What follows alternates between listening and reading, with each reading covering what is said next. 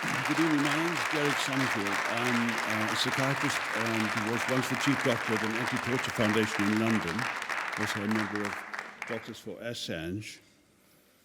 Just to start, and this is very brief, Edward Snowden in Moscow wrote, "When exposing a crime is equivalent to committing a crime, we are being run by criminals. What has happened to Julian is a criminal act." And what we've seen, and you've heard bits of it being played out tonight, is, to me, a kind of experience of a show trial, a prolonged public execution, where part of the focus is on the punishment of the body and the mind of the prisoner, but more the lesson that goes out to open society about what the limits of journalistic freedom are. And we stand at a point of crisis. This revealer of truths and of lies remains hapless in the face of these powers for speaking truth to power. You've heard mentioned several times tonight about Nils Melzer, quite remarkable UN rapporteur. I've had a lot to do with rapporteurs over the years, and most of them are far less forceful and know that they are impotent. And Rapporteur Melzer found some of that for himself, as you can see in his book, and commented that in 20 years, he had never seen a group of democratic states so ganging up on one individual. When he saw him in Belmarsh in May 2019, he was concerned about his mental state.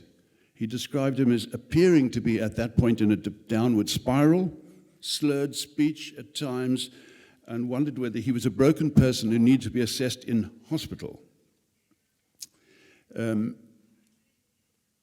that process, as you know, he had reduced access to his lawyers, many kinds of humiliations, and judicial mockery. This is corrupt British justice in slavish service to US interests as ever. Melzer saw this as a deliberate and cumulative act and wondered whether the term psychological torture applied to him. That was Melzer's words, this meaningful, prolonged cruelty. So what does 12 years in near total isolation and punishment conditions do to a man? One thing is solitary confinement. There is an increased death rate when you follow up people who've been in solitary confinement over time. There's a persistent attack on human needs for connection, privacy, and dignity, an attack really on identity via shaming and vilification, the intentional installation of hopelessness, helplessness, constant fear, and anxiety, as we have heard, both in the court and in the prison. Sensory deprivation, constant surveillance, and of his lawyers. And I suppose all the time, Julian haunted by the preposterous injustice of it all. No one denies that these acts happened. No one. Professor Copeman, who was a neuropsychiatrist from London, who assessed Julian at the behest of the defense, concluded, this was 2 to 3 years ago now, 2 years ago, that if he was deported to the US, he would probably commit suicide.